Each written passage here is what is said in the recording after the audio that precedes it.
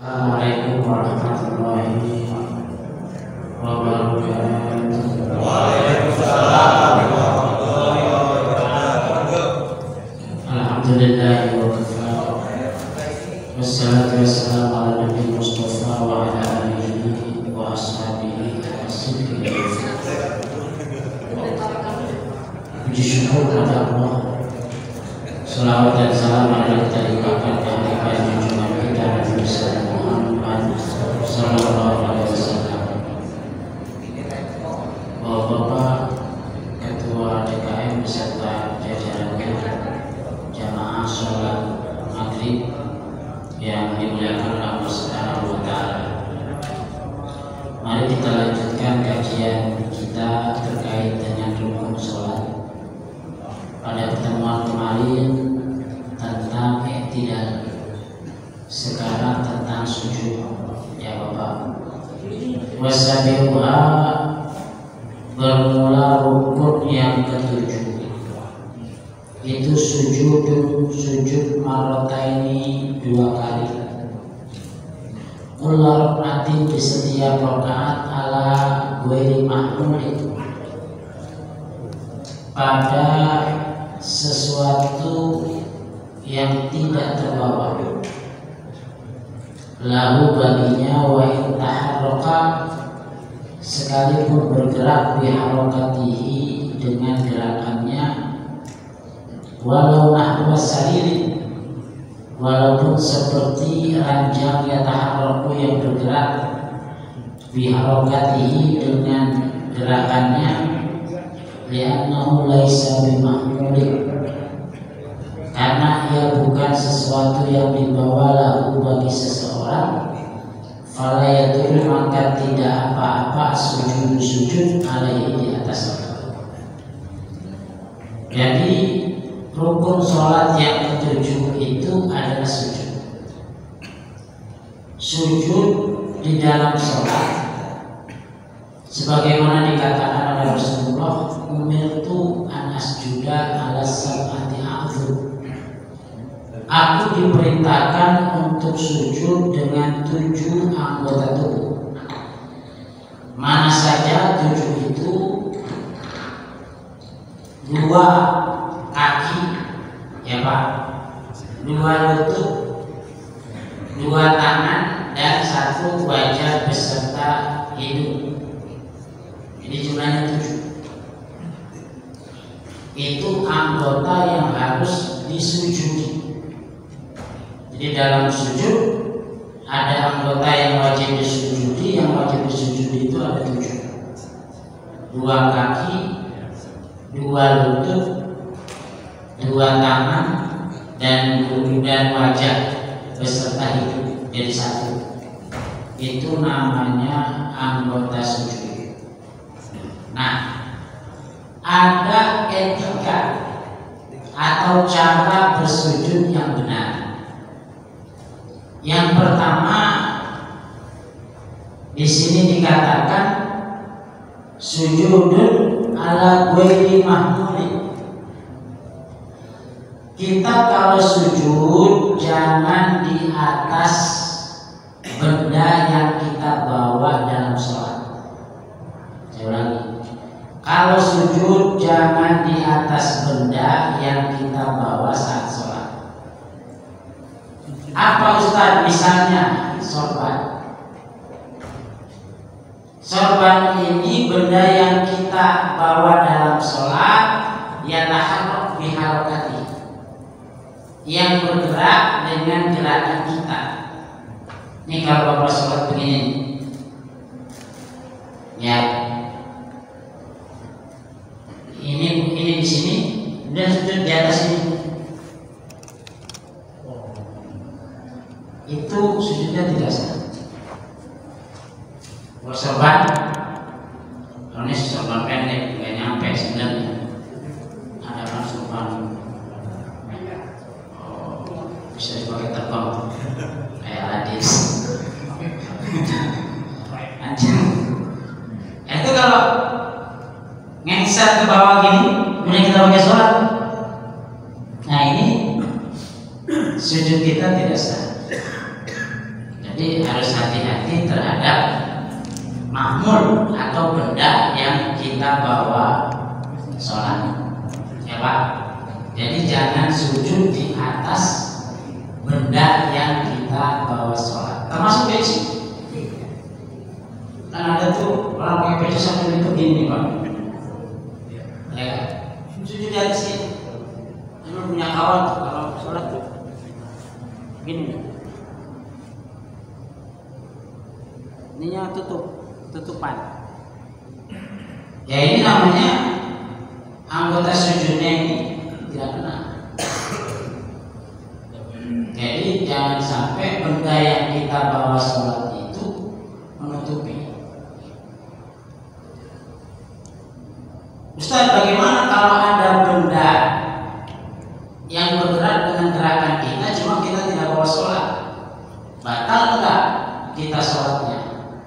Contohnya tidak. Contohnya apa? Salib, ranjang. Ada yang pernah sholat di atas ranjang? Halo? Ada yang pernah sholat di atas ranjang? Nah kalau kita sakit, ya nggak bisa kemana-mana, mau sholat di atas ranjang? Ya, boleh apa tidak? Boleh, walaupun dia bergerak. Apalagi ranjang bergoyang, bergerak. Nah itu nggak apa-apa dia bergerak, ranjang itu, karena gerakan kita. Tapi kan dia nggak kita bawa sholat, kecuali ranjangnya dibawa sholat, dibopong gitu. Tapi kan enggak. Nah, itu tidak apa-apa. Jadi walaupun gerak dengan gerakan kita, tapi kita tidak bawa sholat, kita sujud di atasnya tidak masalah. Nah itu yang perlu diperhatikan. Kama idza sajada, sebagaimana apabila seseorang sujud ala mahmulin di atas benda yang dia bawa, lam yataharrak, yang tidak bergerak, biharakati, dengan gerakannya, katarfin min ridaihi, katarfin seperti ujung min ridaihi,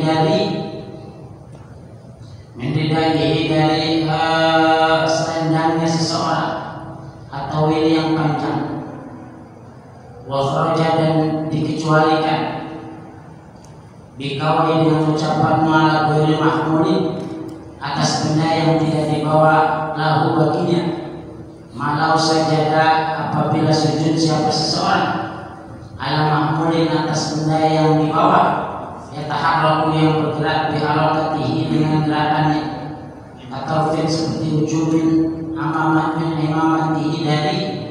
min imamatihi dari sopannya, faliyasihu, maka tidak sah.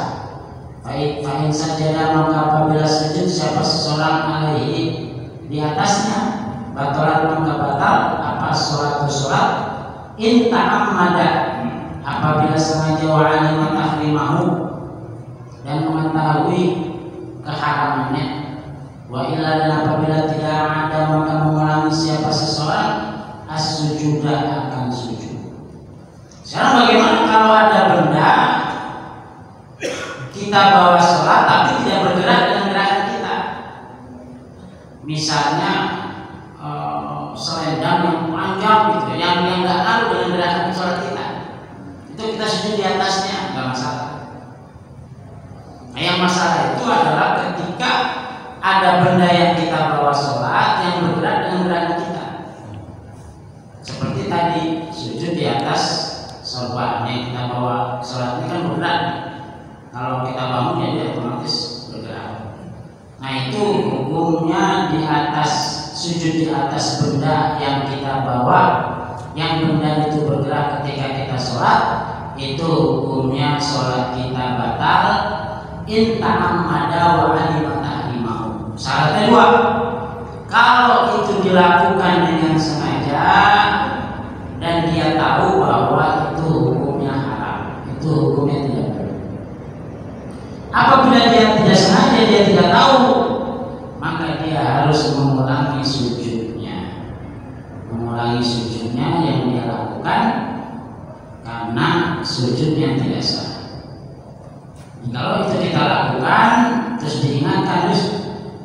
salah sujudnya, nah, maka sujudnya harus diulangi. Wa yasiru ala yadi ghairihi, wa yasiru dan sah ala yadi ghairihi, wa yasiru dan sah apa sujud ala yadi ghairihi, di atas tangan orang lain. Ada orang kadang-kadang panjang apa namanya tangan begini nih.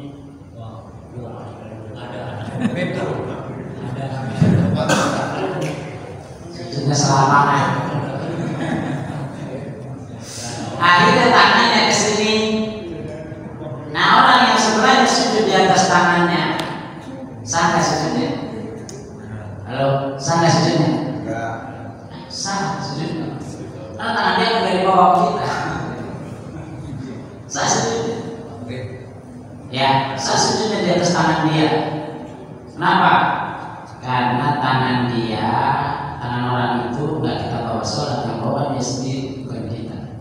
Kalau kita sujud tangan nggak masalah, karena benda itu tidak kita bawa saat sholat.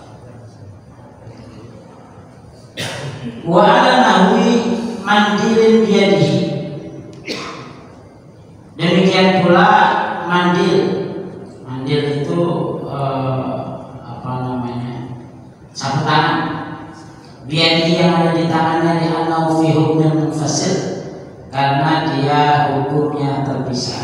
Ya, misalnya ada sapu tangan yang ada di tangan kita, lalu kemudian kita sujud di sapu tangan tersebut, ya itu tidak jadi masalah. Kenapa? Karena dia tidak nempel, karena ini di bawah, tidak nempel di tangan kita.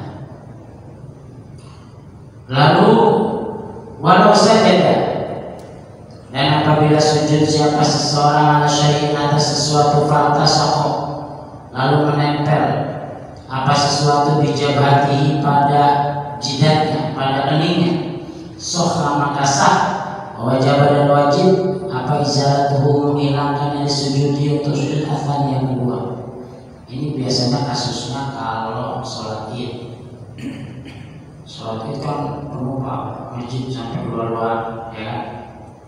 Kebetulan kita nggak bagian tempat, sholat di jalanan.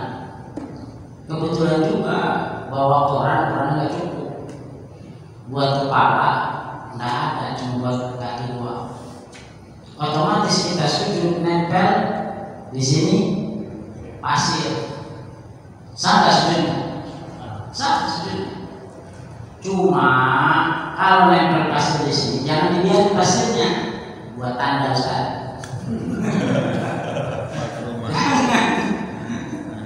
Dibuang, nah sujud lagi, nempel lagi, buang lagi.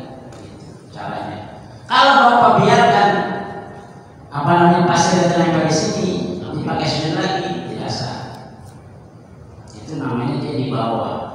Ya kan, ini harus dilepas, baru kemudian sujud lagi. Nah itu seperti itu tata caranya. Ma'atang kisin, disertai dengan menaikkan bokong, biantar tafiyah sekira menaikkan, meninggikan siapa seseorang ajizah tahu akan bokongnya, wama dan sesuatu haulah yang ada di sekitar bokong, ala rasihi di atas kepalanya, wama mengkabahi dan kedua apa namanya pundaknya, dan dibagi karena mengikuti. Jadi sujud itu jangan kayak apa ya? Sujud jangan begini Pak. Sujud jangan begini. Atau gini. Rata, jangan begitu. Ada tuh orang sujud tuh sampai jauh gitu. Oh gitu. Ya kan? Ada yang gitu. Jadi sujud itu yang benar posisi bokong ini di atas. Kalau gimana ya? Kalau ada di sini apa namanya? Tempat tinggi gitu, kemudian sujud jadi rata dengan ini. Nah, itu salah sujudnya. Jadi posisi bokong itu harus lebih tinggi daripada tempat sujudnya. Lebih tinggi. Makanya jangan ditarik kayak orang banjir kali ya. mau nekam ya kan. Ada tuh orang kalau sujud begitu kan jauh gitu. Nah itu cara etikanya dia bokong itu harus naik. Bokong itu harus lebih tinggi daripada kepala. Kalau in akasa, apabila terbalik posisi kepala itu lebih tinggi. Tadi kalau bapak sujud di atas anak tangga, ya kan? Ada anak tangga tuh, kita sujud di situ, itu bisa sama tuh posisi kita tuh antara bokong dengan kepala. Ya, kalau kita pas dapat di gedung sholat sujud di atas anak tangga, nah itu sama posisinya, atau kepala kita bisa lebih tinggi daripada bokong. Itu bagaimana lam yajzihu, maka tidak cukup sujud yang seperti itu. Jadi posisi bokong harus lebih tinggi dari posisi kepala. Na'am in kana bihi illatun. Ya, apabila ada sebab la yumkinu yang tidak mungkin baginya ma'aha beserta illat, beserta penyakit apa sujud wa illa kadzalik, kecuali dengan demikian azzahu maka mencukupi, kecuali ada usul. Sehingga kita kan kadang-kadang kalau posisi sudah 50 tahun, sudah 60 tahun, sudah 70 tahun, itu kan juga kadang-kadang susah Pak. Mau sujud itu nggak bisa sampai bawah, kadang-kadang bisa posisi bisa rata atau nggak sampai nunduk, atau kalau sujud juga kalau rukuk kan juga begitu, nggak bisa sampai rata gitu. Nah itu ada ilat, ada sebab. Kalau seperti itu nggak masalah. Cuma kalau sehat, lahir batin fisiknya sehat, ya itu posisinya harus posisi bokong harus lebih tinggi. Lalu biwad'i ba'di jabhatihi bikasfin, dengan meletakkan separuh daripada keningnya bikasfin dengan dibuka. Aima kasfin maksudnya disertai dengan dibuka. Jadi sujud jidat itu harus terbuka.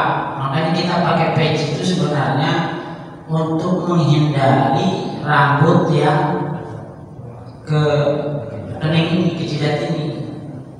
Kalau anak sekarang tuh kan cuma digini rambutnya tuh. Nah itu dia berarti rambutnya menutupi kening. Itu termasuk budaya yang dibawa juga, yang bergerak. Kalau sampai menutupi kening, maka tentu tidak cukup sujudnya ya.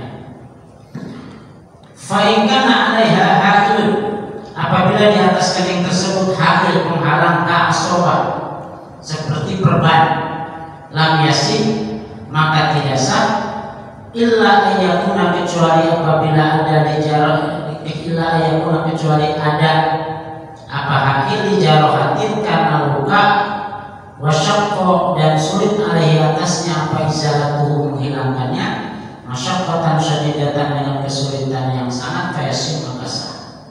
Jadi bagaimana kalau ada orang di keningnya ini, di jidatnya ini perban di sini nih, karena luka jatuh, luka di sini pasang perban di sini. Kalau memang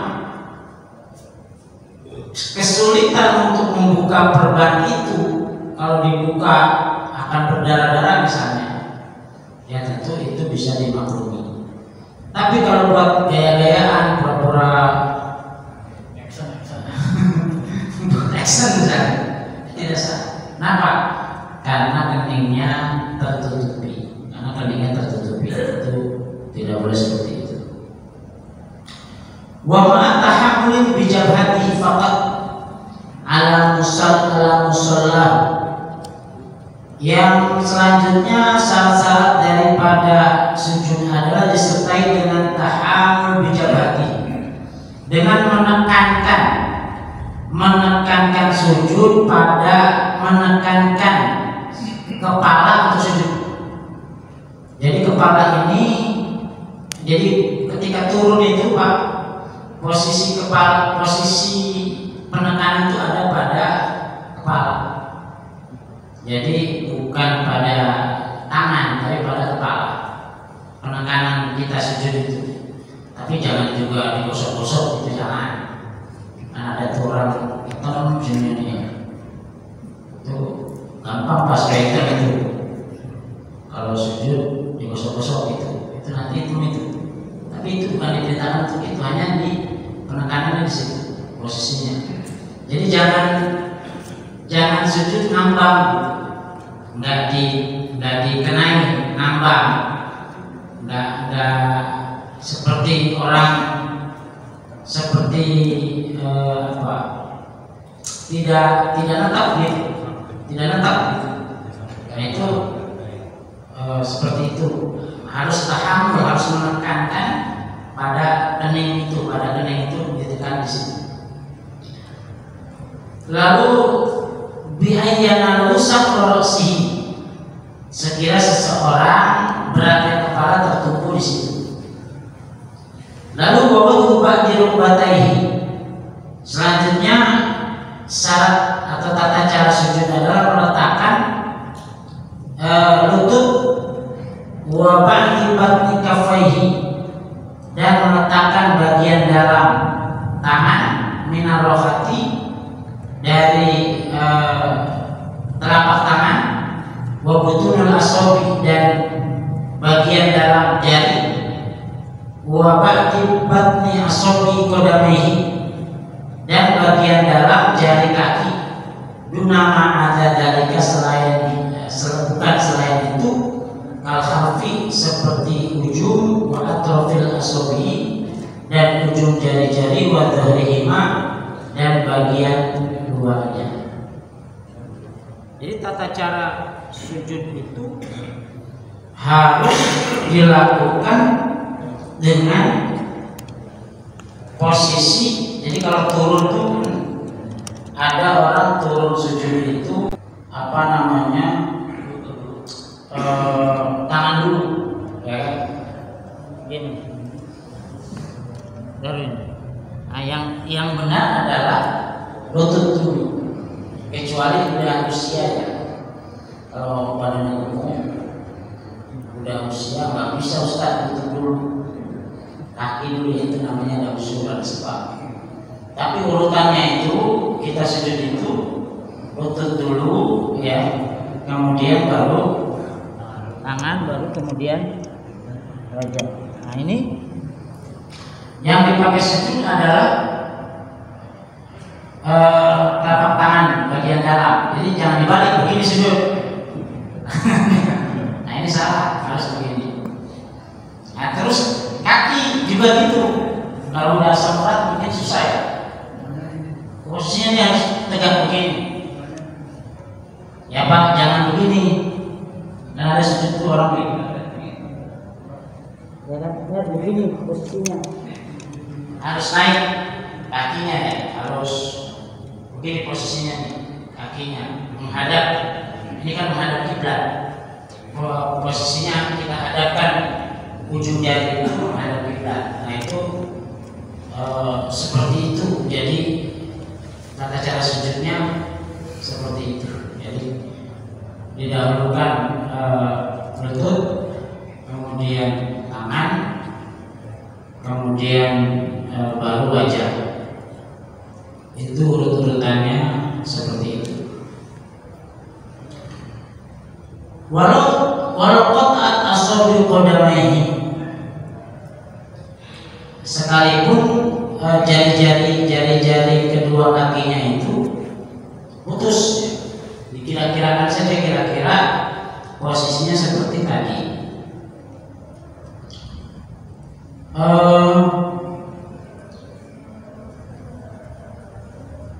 Wala yajibu wa qudira ala wajhi syai'in min batnihima ma lam yajib kama iqtadau kalam syarafaini wala yajib at-ta'amul 'alaiha bal yusannu ka kashfi ghairi rukbatain. Lalu kita lanjutkan, wassunnah dan disunahkan fi sujud, di dalam sujud apa wadu anfik, meletakkan hidung bal yata'akkad, bahkan hukumnya sunnah muakkad di khabarin sahihin karena ada hadis yang sahih. Lalu hidung ini juga termasuk yang sunnah diikutkan sujud, jadi bukan hanya sekedar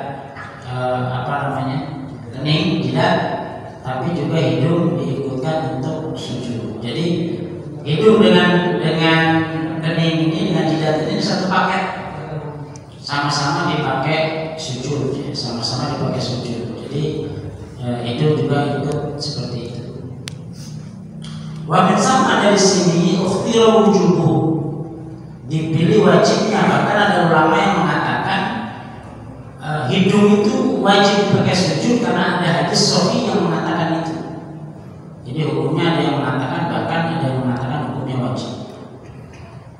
Wa yusannu, dan disunahkan wad'ul bataini, meletakkan dua lutut awalan terlebih dahulu, mutafariqataini, dalam keadaan terpisah, qadra syibrin, sekitar 1 jengkal, summa kafaihi, kemudian kedua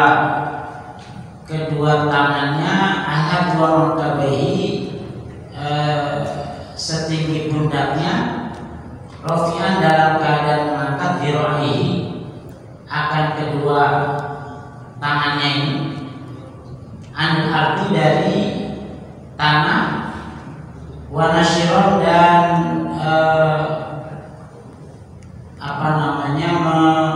menunjukkan begini, asabi'ahu, jari-jarinya madmunah, yang terkepal dan kiblati, untuk kiblat, summa jabhatahu, kemudian keningnya, wa anqahu, dan hidungnya ma'an, secara bersamaan. Jadi seperti tadi saya katakan, posisi sujud dilakukan dengan seperti ini, Pak. Jadi ini qadra syibrin, Pak, kakinya kira-kira sejengkal gini.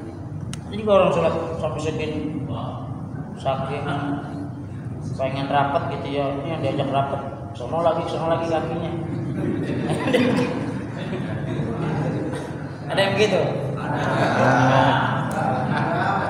Saya kalau lagi itu pengen minjak aja tuh, udah tahu, geli ya Pak ya. Nah jadi sebenarnya segini tuh. Jadi qadra syibrin, jangan terlalu besar, dan jangan rapat juga begini, tapi masih gini, kira-kira sejengkal posisinya itu ya. Nah terus begitu sujud, sami Allahu liman hamdah, terus kan baca doa, tidak langsung Allah, tangan dulu, baru kemudian jidat sama hidung ini. Nah, ini juga terbuka gini ya, karena kita laki-laki terbuka, harus begini posisinya. Nah itu tata cara sujudnya seperti itu. Jadi harus, terus jarinya juga tafrik harus dibuka begini, jangan rapat, tapi terbuka. Nah, nanti menjelang yang sujud kedua, misalnya sudah tahiyat akhir, nah ini posisi tangan tuh begini, gini Pak, posisi tangan. Karena nanti begitu asyhadu an la ilaha illallah, pas illallah ini dikeluarin. Posisi tangan juga begini, jangan diputar begini. Oh, ada yang putar. Ya posisinya dia begini, posisinya ya, tidak lurus juga, tidak tidak nekuk begini, lemas. habis tentang posisinya gitu. Ya. Itu dalam mazhab Imam Syafi'i seperti itu. Jadi tidak diputar. Memang ada hadis yang bicara bahwa karena Rasulullah Rasulullah menggerakkan tangannya. Cuma kalau gerakan bingung.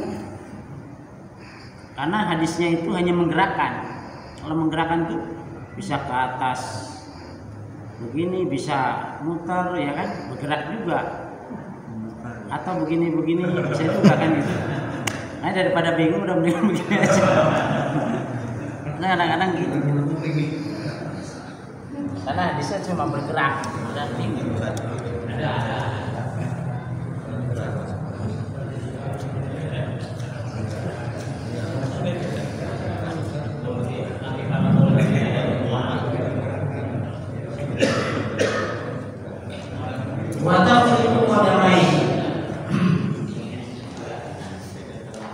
Watafriqu qadamaihi dan memisahkan kedua kaki qadru shibrin seluas 1 jengkal. Jadi tadi kakinya juga harus 1 jengkal.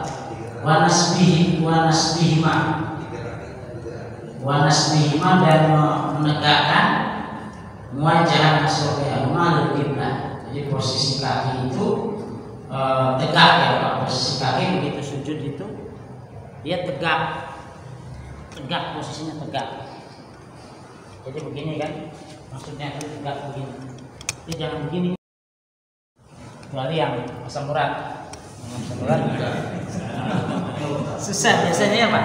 Kalau asam urat itu namanya ada penyakit. Kalau ada penyakit nggak apa-apa. Nah, wa ibrazuhuma min daini wa yusanu dan disilakan apa fatul ainihi. Sunnah juga hukumnya ketika sujud itu membuka mata. Jadi kalau sujud itu matanya jangan dimermin, matanya dibuka.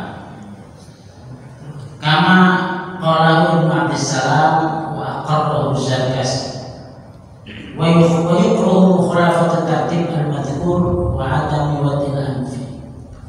Jadi makruh hukumnya kalau kita melakukan sujud tidak seperti aturan yang barusan tadi itu Pak. Jadi kalau kita sujud ya mulai dari lutut dulu, baru tangan, kemudian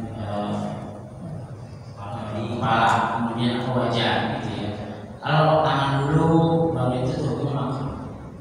Dalam mazhab Imam Syafi'i seperti itu. Tata cara sujudnya urutannya tadi, kecuali berat. Kalau kita yang dulu susah Ustaz, harus saya harus tangan dulu, ya itu namanya ada masalah. Nggak masalah kalau memang seperti itu. Wa qala subhana rabbiyal a'la wa bihamdi salasan fi sujud.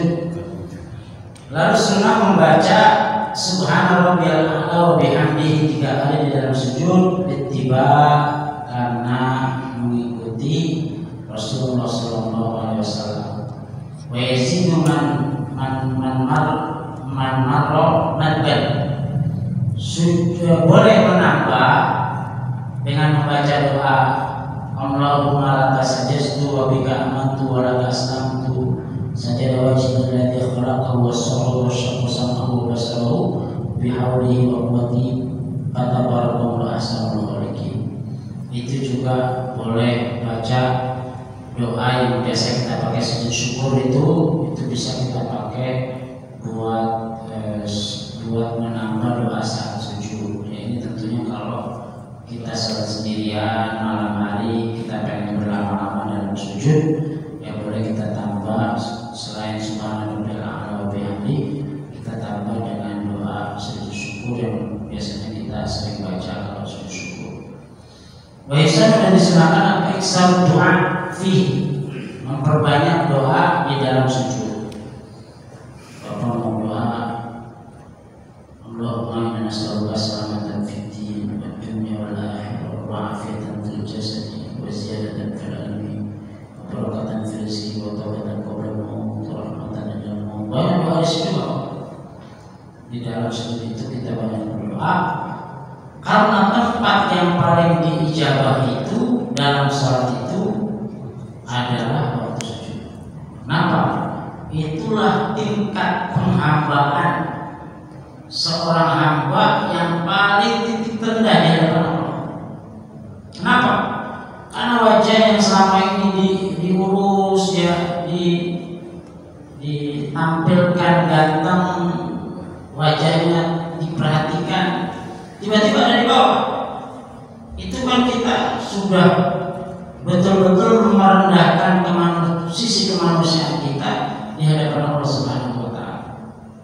Disitulah letak bahwa kita ini betul-betul berada di bawah, di titik terendah di hadapan Allah Subhanahu wa taala, dan Allah sangat menyukainya.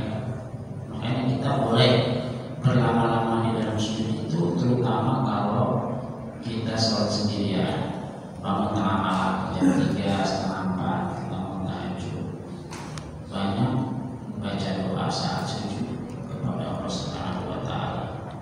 Ya, kita juga berdoa karena orang meninggal itu sesuai dengan perbuatannya. Yang mudah-mudahan aja kita meninggalnya pas sujud itu Pak, itu luar biasa kalau bisa meninggal saat sujud kepada Allah Subhanahu wa taala. Nah, itu mungkin yang bisa saya sampaikan, mudah-mudahan bermanfaat. Masih ada waktu 10 menit lagi yang mau bertanya tentang apa yang dibahas atau masalah agama yang lain, saya persilakan. Baik, kalau berdoa Ustaz ya. Tapi gini Ustaz, kalau doanya pakai bahasa Indonesia boleh nggak Ustaz? Setelah sujud ada yang wajib itu. Lalu kita minta doanya, tapi pakai bahasa Indonesia.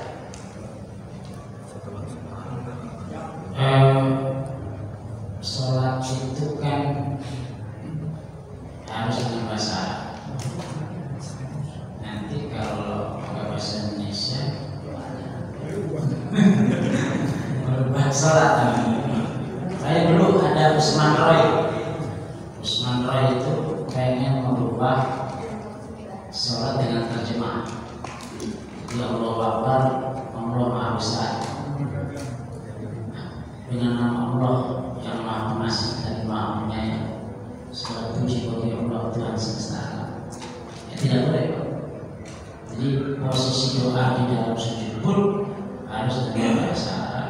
Supaya apa? Ya memang sepanjang kita melaksanakan ibadah sholat itu kita lakukan dengan bahasa Arab. Itulah yang membedakan kita dengan ritual-ritual agama lain. Mungkin kalau dalam ritual agama lain ganti-ganti bahasanya, tapi dalam agama Islam tidak boleh, tetap satu, yaitu dengan bahasa Arab. Saya itu Pak.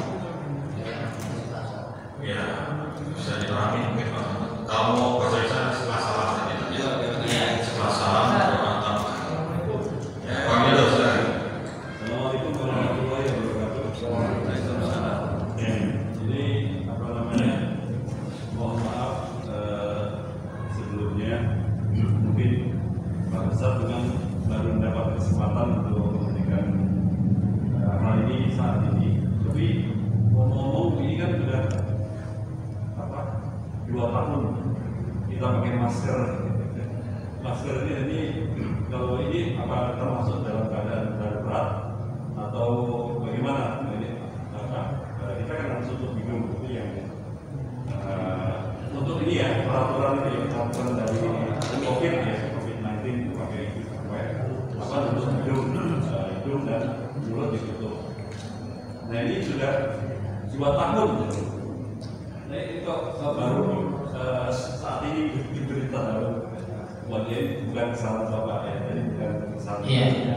Jadi yang pertama, ini yang kedua ini Pak, kalau misalnya kita lagi ini agak sedikit berbeda. Kalau misalnya kita jatuh sakit itu di dengkul parah, sehingga kita tidak bisa nepuk, gitu, nggak bisa nepuk kaki. Ini kita lebih afdolnya kita sholat sambil duduk begini atau mungkin sambil berdiri, bagaimana? Berdiri tapi kita nggak ini, kita mungkin rukuk tapi kita nggak sujud, nggak ini. Iya, memang selama 2 tahun kita sholat menggunakan masker, tapi tentu saja fikih itu sifatnya fleksibel. Jadi sepanjang ada tindakan, ada pandangan dokter yang mengatakan bahwa kita sebaiknya memakai masker dalam kondisi pandemi. Tentu dalam kondisi seperti ini fikih memaklumi. Jadi fikih itu sangat fleksibel, kondisional. Ya, sempurnanya kita sholat dengan melepaskan masker. Sempurnanya seperti itu. Kenapa? Karena kalau pakai masker otomatis hidung kita tidak ikut sujud, ya kan Pak? Nah, tapi posisi kita memang sedang pandemi. Nah, di situ ada fikih pandemi istilahnya kan gitu. Sehingga dalam kondisi demikian, karena memang saran punya kedokteran menganjurkan kita untuk pakai masker, tidak masalah. Terus bagaimana sujudnya, Ustaz? Kalau darurat, ya tentu sah sujudnya secara hukum. Termasuk juga kita bisa jarak. Itu juga afdolnya akan rapat. Tapi karena memang ada atur jarak, disyaratkan seperti itu oleh medis, ya kita lakukan, tidak masalah sementara dapat. Nanti kalau sudah ada tindakan ini kita kembali lagi kepada hukum asal. Jadi hukum asal itu tetap itu, tapi kalau ada sesuatu ya kita berpindah sementara, nanti balik lagi ke hukum asal. Itu yang pertama. Yang kedua, bagaimana sholatnya Ustaz kalau kita jatuh ada luka di sini? Dalam sholat itu, terutama dalam sholat wajib itu kan berdiri itu kan rukun. Jadi kita berdiri itu rukun dalam sholat wajib. Kalau dalam sholat sunnah berdiri tidak rukun. Jadi Bapak kalau sholat sunnah itu boleh duduk. Kalau sholat sunnah, tapi kalau sholat wajib berdiri. Lalu ada masalah, nengkul kena Ustaz dua-duanya. Nggak mungkin saya saya berdiri bisa, tapi nggak mungkin ini nengkul dipakai buat sujud. Bagaimana? Ya sudah, posisi sholatnya lebih nyaman saya kira dulu, sehingga kita bisa memberikan isyarat ruku kita, isyarat sujud kita gitu ya. Yang penting posisi ruku dan sujud itu dibedakan. Kalau sujud akan ke bawah, walaupun dengkul kita tidak ikut sujud, tapi seolah-olah kita ikut sujud.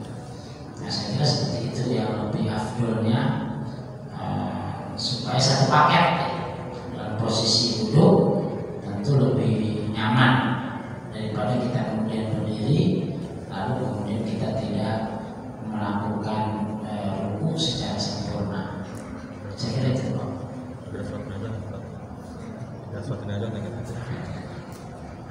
Lagi maksudnya keserimpet deh. Jadi sarung ini kadang-kadang itu dia ini mulai dari sini. Nah, sepuluh kali sarung gitu. Oh iya. Serempet lah. Iya keserimpet kan.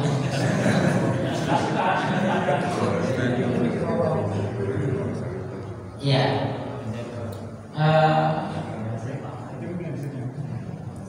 Apa namanya? Posisi yang inti di dalam sujud itu sebenarnya adalah wajah. Cuma anggota sujud itu kan posisinya adalah lengkap 7 anggota sujud. Dan salah satu syaratnya dia tidak boleh sujud di atas benda yang kita bawa, termasuk sarung. Sarungnya benda yang kita bawa. Nah, Kalau memang demikian terjadi yang kita lakukan, ya untuk berhati-hati tentu kita mengulangi daripada sholat kita yang terhalang tadi. Jadi kita tambah satu rakaat. Kalau dalam posisi kita berjamaah, ya, setelah salam, karena kita yakin tadi anggota sujud kita terhalang oleh salam tadi itu, maka berarti sujud kita tidak sempurna. Kita bangun lagi, kita tambah satu rakaat. Posisi yang memang tadi keserempet itu. Saya kira itu Pak. Ya, udah jelas ya. Kalau Mudah-mudahan ini menambah ilmu tata cara sholat kita supaya lebih sempurna lagi. Pelan-pelan kita perbaiki. Mudah-mudahan bermanfaat. Itu saja. Mari kita tutup taklim malam hari ini dengan membaca doa kafaratul majlis. Subhanallah wa bihamdihi.